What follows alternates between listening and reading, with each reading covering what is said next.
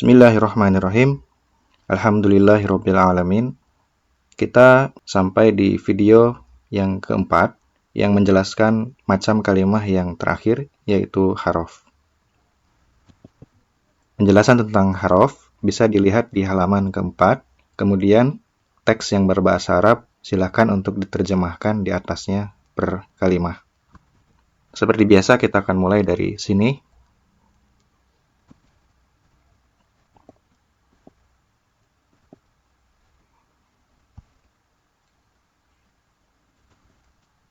Kita akan mulai dari definisinya terlebih dahulu. Al-harfu huwa, haruf itu ialah kalimatun, kalimah, la yufhamu ma'naha, yang tidak akan dipahami maknanya. Maksudnya maknanya tidak akan dipahami. Illa, kecuali, ma'a ghairiha, bersama yang lainnya. Selain daripada kalimah yang merupakan haraf tersebut. Jadi bisa bersama isim, bisa pula bersama fi'il. Mari kita lihat contohnya. Yang pertama min, dari. Yang kedua fi, di dalam, atau pada, atau di. Summa, kemudian. Fa, maka, atau lalu. Iza, tiba-tiba. Au, atau. Hatta, sehingga, atau sampai. Nah, ini semua memang memiliki arti masing-masing ya.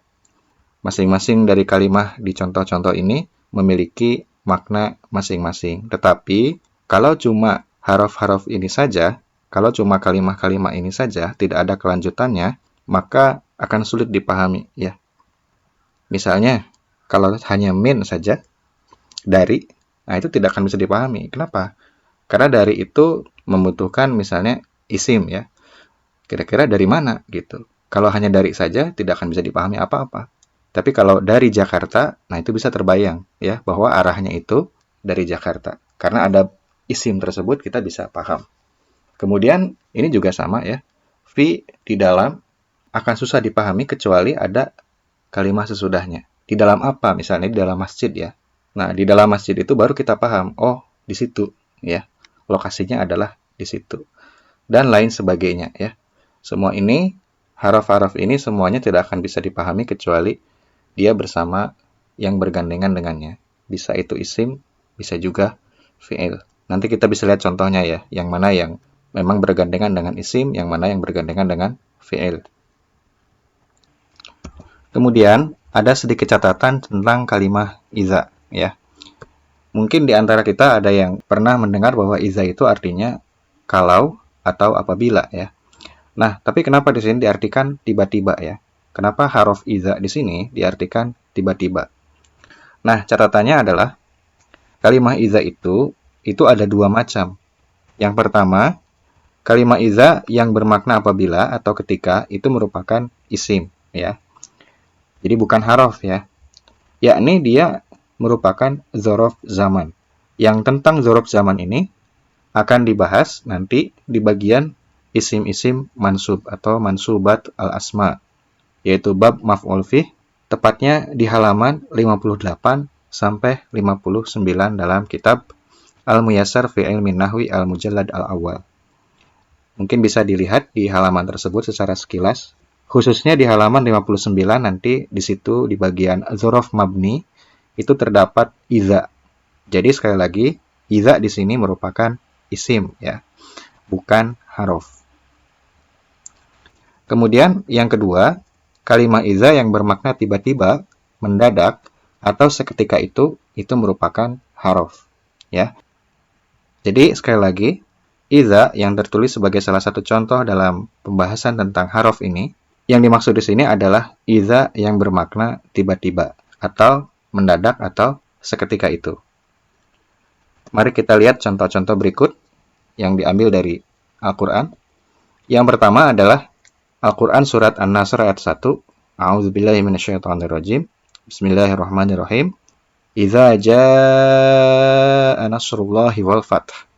Idza apabila jaa telah datang, nasrullahi pertolongan Allah, wal fath dan kemenangan. Nah, kalimat idza di atas, di awal ayat ini, itu bermakna apabila, sehingga merupakan isim sebagai dzaraf zaman. Jadi bukan haraf. Ya. Nah, kemudian dalam ayat lain, di sini ada ayat ke-44 dari surat Al-An'am. A'udzubillahi minasyaitonirrajim. Falamma nasu ma dzukkiru bihi fatahna 'alaihim abwaaba kulli syai' hatta idza farihu bima utu akhadnahum baghtatan fa idza hum mublisun. Falamma, maka ketika nasu, mereka melupakan ma dzukkiru bihi, apa yang diperingatkan kepada mereka atau peringatan yang telah diberikan kepada mereka. Fatahna 'alaihim, kami pun membukakan untuk mereka abwaaba kulli syai', pintu-pintu segala sesuatu.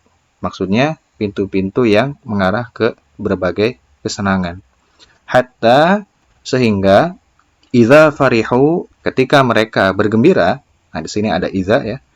Bima utu, dengan apa yang telah diberikan kepada mereka. Akhadnahum, kami siksa mereka baghtatan, secara mendadak. Fa idza hum mublisun. Nah, ini ya. Fa idza hum, maka seketika itu mereka mublisun, terdiam, putus asa. Nah, di sini ada dua idza ya. Yang pertama idza farihu, kemudian yang kedua idza hum. Kalimat idza yang pertama itu bermakna ketika, sehingga merupakan isim. Jadi bukan haraf ya untuk yang pertama itu. Sedangkan kalimat idza yang kedua bermakna tiba-tiba atau seketika itu, sehingga merupakan haraf, yaitu haraf mufajaah. Nah, itulah sedikit catatan tentang idza sebagai salah satu contoh dari haraf, supaya kita tidak salah menyangka bahwa idza di situ adalah idza yang bermakna apabila, karena dia termasuk isim ya. Dan yang benar adalah idza di situ bermakna tiba-tiba, karena idza yang bermakna tiba-tiba itulah yang merupakan haraf, yaitu harf mufajaah, haraf yang menunjukkan kepada sesuatu yang tiba-tiba. Nah, berikutnya kita akan mempelajari tentang anwa'ul harfi, macam-macam haraf. Sebagaimana sudah diketahui sebelumnya bahwa haraf itu tidak akan bisa dibayangkan maknanya itu dan dipahami dengan baik kecuali dia bersama dengan yang lainnya. Bisa dengan isim, bisa juga dengan fi'il. Tentang hal itu, maka kita bisa bagi haraf itu menjadi 3. Yang pertama adalah al-harful ladzi yadkhulu 'alal ismi faqat. Haraf yang membersamai ya, yadkhulu 'ala di sini maksudnya membersamai isim saja. Yang kedua al-harful ladzi yadkhulu 'alal fi'li faqat. Haraf yang membersamai fi'il saja. Dan yang ketiga adalah al-harful ladzi yadkhulu 'alal ismi wal fi'li. Haraf yang membersamai isim dan fi'il. Jenis haraf yang pertama yaitu al-harful ladzi yadkhulu 'alal ismi faqat, haraf yang membersamai isim saja, di antaranya adalah sebagai berikut. Yang pertama adalah haraf jar, tentu saja ya. Dan kita tahu di pembahasan tentang ciri-ciri isim, haraf jar ini merupakan salah satunya. Artinya, haraf jar ini hanya membersamai isim ya. Contohnya, haraf jar min, contohnya adalah minal baiti, artinya dari rumah. Kemudian ila Jakarta, artinya ke Jakarta. Kemudian an, contohnya an aliyin, artinya dari Ali. Kemudian ala, contohnya alal kursiyi, di atas kursi. Kemudian fi, di dalam, contohnya fil madrasati, di dalam sekolah atau di sekolah. Kemudian bi, bil qalami, artinya dengan pena. Ka, contohnya kal asadi, artinya seperti singa. Dan alam, bisa la, bisa li ya. Contohnya li Muhammadin, artinya bisa bagi Muhammad, bisa untuk Muhammad, bisa pula milik Muhammad. Tergantung konteksnya ya. Nah, contoh lain berupa ungkapan kita ambil dari ayat keempat surat Al-Fil ya. Tarmihim bihijaratim min sijil. Tarmihim, yang melempari mereka, maksudnya burung-burung ya. Ini dalam peristiwa tahun gajah itu. Di situ ada burung-burung tarmihim, yang melempari mereka, bihijarah, dengan batu. Nah, hijarah ini batunya bukan satu ya, tapi banyak. Min, dari sijilin, tanah liat yang dibakar.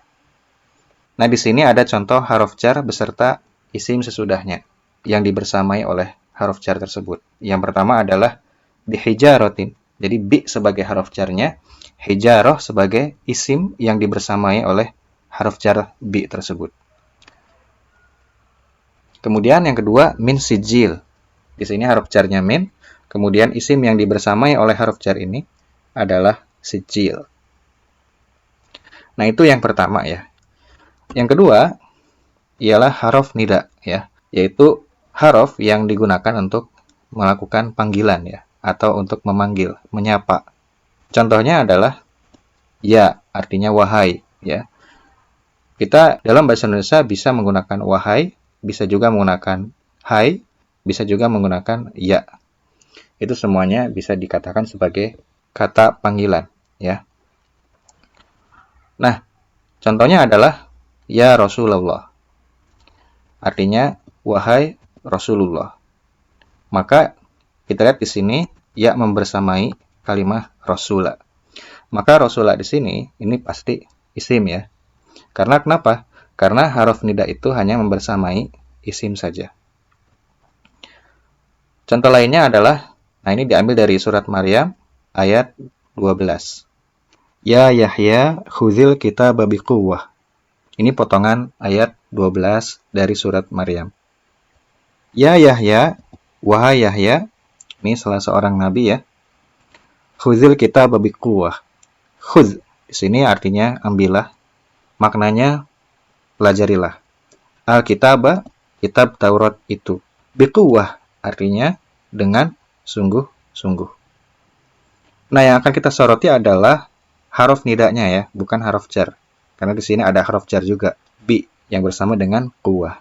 Karena ini kita sedang membahas huruf nida, maka yang akan kita soroti adalah huruf nidanya saja, bersama isim yang dibersamai olehnya. Yaitu ya Yahya, wahai Yahya. Yahya ini tentunya adalah isim ya. Nah, itulah di antara huruf-huruf yang membersamai isim saja. Berikutnya kita lihat al-harfu alladzi yadkhulu 'alal fi'li faqat, yaitu huruf yang membersamai fi'il saja. Yang pertama adalah huruf jazam ya. Contohnya adalah la an-nahiyah. La yang bermakna jangan. Contohnya adalah Al-Quran surat Az-Zumar ayat 53 ya. Qul ya ibadiyalladzina asrafu ala anfusihim la taqnatu mir rahmatillah. Ini potongan ayat saja ya, tidak sampai selesai. Qul, katakanlah, ya ibadiyah, wahai hamba-hambaku, alladzina yang asrafu, mereka melampaui batas, ala anfusihim, atas diri mereka sendiri. Maksudnya dengan menzalimi diri mereka sendiri. La taqnatu, janganlah berputus asa, min rahmatillah, dari rahmat Allah. Nah, di sini ada contoh la an-nahiyah bersama dengan fi'il yang dibersamai olehnya, yaitu la taqnatu. Janganlah kalian berputus asa. Nah, itu contohnya ya. Jadi bagaimana la ini, la yang bermakna jangan ini, ada bersama dengan fi'il. Dan taqnatu di sini adalah fi'il mudhari'. Kemudian yang kedua adalah lam. Lam ini bermakna tidak, tetapi tidaknya itu masa lalu konteksnya. Nah, nanti ada dua jenis ya. Ada masa lalu yang tetap berlaku sampai sekarang. Ada masa lalu yang sudah terputus di masa lalu saja. Tidak tersambung dengan masa ketika membicarakannya atau menggunakan huruf lam ini. Contohnya adalah ini dari surat Al-Ikhlas ayat ketiga. Lam yalid wa lam yulad. Artinya lam yalid, dia tidak beranak, wa lam yulad, dan tidak pula diperanakkan, tidak pula dilahirkan ya. Nah, di sini ada dua lam beserta dua fiil yang dibersamainya masing-masing. Yang pertama adalah lam yalid dan yang kedua lam yulad. Nah, di sini fiil yang dibersamai oleh lam yang pertama adalah yalid, ini fiil mudhari ya. Fiil mudhari ma'lum, kata kerja aktif. Sedangkan fiil yang dibersamai oleh lam yang kedua adalah yulad. Ini fiil mudhari majhul, kata kerja pasif. Kemudian contoh yang lainnya, ini diambil dari surat Al-Furqan ayat 28. Ya wailata laitani lam attakhidh fulanan khalila. Ya wailata, oh celaka aku, laitani, sekiranya aku, atau seandainya aku, lam attakhidh, tidak menjadikan, fulanan, si fulan, khalilan, sebagai teman setia. Nah, kita lihat di sini huruf lam beserta fiil yang dibersamai olehnya, lam attakhidh. Fiil yang dibersamai oleh lam di sini adalah attakhidh, dan dia merupakan fiil mudhari. Lam attakhidh artinya aku tidak menjadikan. Nah, itulah jenis huruf yang pertama yang hanya membersamai fiil saja. Yang kedua adalah huruf istiqbal. Ini pernah dibahas karena huruf istiqbal ini termasuk ke dalam alamat fi'il yang pernah dibahas di bagian pembahasan tentang kalimah fi'il di video sebelumnya. Contoh, yang pertama adalah sa atau asin, artinya akan. Contohnya adalah, ini surat An-Naba ayat 4-5. Kala, sekali-kali tidak, saya alamun, kelak mereka akan mengetahui. Tsumma kalla, sekali-kali tidak lagi, saya alamun, kelak mereka akan mengetahui. Nah, di sini dua huruf sa yang membersamai fiil di sini betul-betul sama ya. Yang pertama saya alamun, yang kedua juga saya alamun. Maka fiil yang dibersamai oleh sa ini adalah, atau sin ini adalah ya alamun. Kemudian huruf yang lainnya adalah saufa, artinya juga akan ya. Contohnya, ini dari surat At-Takatsur ayat 3-4. Kala, sekali-kali tidak, saufa ta'lamuna, kelak kamu akan mengetahui akibatnya. Tsumma kala, sekali-kali tidak lagi, saufa ta'lamuna, kelak kamu akan mengetahui akibatnya. Nah, di sini fiil yang dibersamai oleh saufa ini adalah dua-duanya ta'lamuna. Nah, itulah di antara huruf-huruf yang hanya membersamai fiil saja. Sekarang kita akan membahas al-harful ladzi yadkhulu 'alal ismi wal fi'li. Huruf yang bisa membersamai isim dan fiil. Yang pertama adalah huruf istifham. Kalau dalam bahasa Indonesia itu termasuk ke dalam kata tanya. Nah, di sini yang termasuk huruf istifham adalah yang pertama hal, artinya apakah. Contoh ungkapannya, hal anta muslim, apakah kamu seorang muslim? Nah, di sini halnya bersama isim anta ya. Yang anta ini merupakan isim domir ya, atau kata ganti. Kalau dalam bahasa Indonesia ini termasuk pronomina persona, kata ganti persona. Kemudian yang kedua, yang bersama fiil adalah, nah ini surat Ar-Ra'd ayat 16. Ini hanya potongan ayat ya, tidak dari awal sampai akhir ayat. Qul hal yastawil a'ma wal basir. Qul, katakanlah, hal yastawi, apakah sama, al-a'ma, orang yang buta, wal basir, dengan orang yang dapat melihat. Nah, di sini hal membersamai fiil, dan fiil yang dibersamai oleh hal di sini adalah yastawi.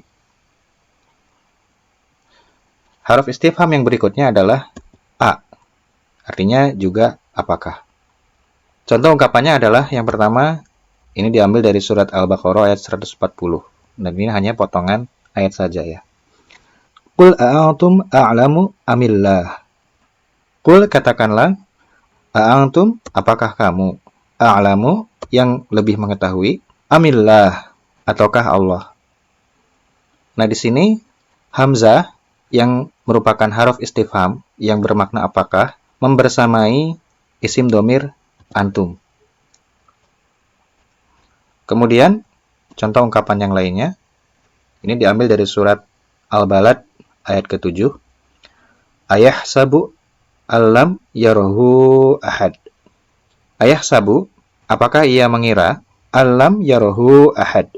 An di sini bahwa lam yarahu ahad, tidak ada seorang pun yang melihatnya.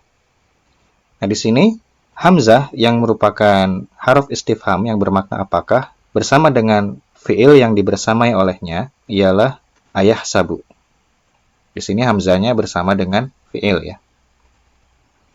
Nah, contoh-contoh ini memperlihatkan kepada kita bahwa haruf istifham, baik itu hal maupun hamzah atau a, dua-duanya dapat membersamai isim dan fiil. Kemudian, jenis haruf yang kedua yang bisa membersamai isim dan fiil itu adalah haruf nafi. Yang pertama adalah la an-nafiyah. Haruf la yang maknanya tidak atau tiada. Contohnya dalam ungkapan la kadzaba mahbubun. La kadzaba, tiada pembohong atau tidak ada pembohong, mahbubun, yang disukai. Nah, di sini la bersama isim ya, yaitu la kadzaba. Kemudian contoh ungkapan yang lainnya, la yadkhulul jannata qattatun. Hadis riwayat Bukhari dan Muslim. La yadkhulu, tidak akan masuk, al jannata, surga, qattatun. Qattatun itu artinya namam, yaitu orang yang suka mengadu domba atau tukang mengadu domba. Nah, di sini kita lihat la nafiyahnya bersama dengan fiil ya, yaitu la yadkhulu. Berikutnya, haruf nafi yang kedua adalah ma, artinya tidak atau bukan. Contoh dalam ungkapannya ialah, nah ini diambil dari surat Yusuf ayat 31. Wa qulna hasya lillahi ma hadza basyara. Wa qulna, dan mereka, maksudnya para perempuan itu ya, berkata. Ini para perempuan yang diundang oleh Imro'atul Aziz ya. Hasya lillah, maha sempurna Allah. Ma hadza basyara. Ini bukanlah manusia. Jadi perempuan-perempuan ini ketika melihat Yusuf, mereka terpukau sampai mereka mengatakan begitu ya. Nah, di sini haruf nafi ma bersama isim yang dibersamai olehnya ialah ma hadza. Nah, di sini ma-nya bersama dengan isim ya. Hadza ini merupakan isim isyarah, pronomina demonstrativa, kata ganti petunjuk. Kemudian contoh ungkapan yang lainnya, ini diambil dari surat An-Najm ayat 3. Wa ma yantiqu 'anil hawa. Ini tentang Nabi Muhammad ya. Wa ma yantiqu, dan tidak pula berucap, 'anil hawa, berdasarkan hawa nafsunya. Nah, di sini haruf nafi ma bersama fi'il yang dibersamai olehnya ialah ma yantiqu. Nah, di sini ma bergandengan dengan fi'il ya. Semua contoh ini memperlihatkan haruf nafi yang bisa membersamai isim dan fi'il. Dengan berakhirnya pembahasan tentang jenis haruf yang ketiga ini, maka kita cukupkan pembahasan tentang anwa'ul harfi, tentang macam-macam haruf. Berikutnya kita akan lanjut ke pembahasan tentang alamatul harfi, alamat haruf. Nah, di sini di halaman 4 tertulis walaisa lil harfi alamatun khassah. Dan bagi haruf tidak ada alamat-alamat tertentu atau haruf tidak punya alamat khusus. Kalau isim punya alamat khusus, fi'il punya alamat khusus, tetapi haruf tidak punya alamat khusus. Maka tidak ada alamat tertentu yang menunjukkan bahwa suatu kalimah itu adalah haruf. Maka cara mengetahui bahwa suatu kalimah itu adalah haruf ialah dengan membuktikan bahwa kalimah itu bukan isim dan bukan pula fi'il. Maka, nah ini tipsnya, tidak perlu terburu-buru menghafalkan semua huruf, ya, mengalir saja. Kenapa? Karena jumlah huruf itu sangat banyak ya. Seiring waktu, dengan terus belajar, sering mendengar, membaca, memahami, dan menggunakan bahasa Arab, kita akan secara alami makin familiar atau makin akrab dengan berbagai jenis huruf, terutama huruf-huruf yang lebih sering digunakan. Jadi kosakata-kosakata huruf, sebetulnya bukan hanya huruf ya, kosakata-kosakata huruf, isim maupun fiil yang paling sering digunakan, yang paling sering kita baca, yang paling sering kita dengarkan, ya, yang paling sering bahkan kita tulis maupun kita katakan, itulah yang akan menjadi fondasi untuk membangun bangunan kompetensi bahasa Arab yang lebih besar lagi, yang lebih tinggi lagi, dengan bertambahnya kosakata-kosakata tambahan. Ya. Jadi dimulai dari yang lebih sering digunakan dulu. Termasuk juga dengan huruf.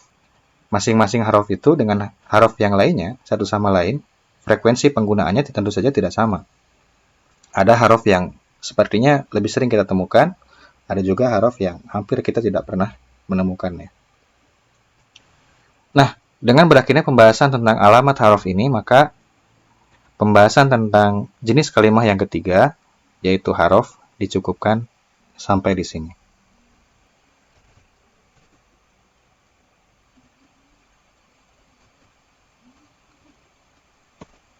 Alhamdulillah, sampai bertemu di video pembahasan materi berikutnya.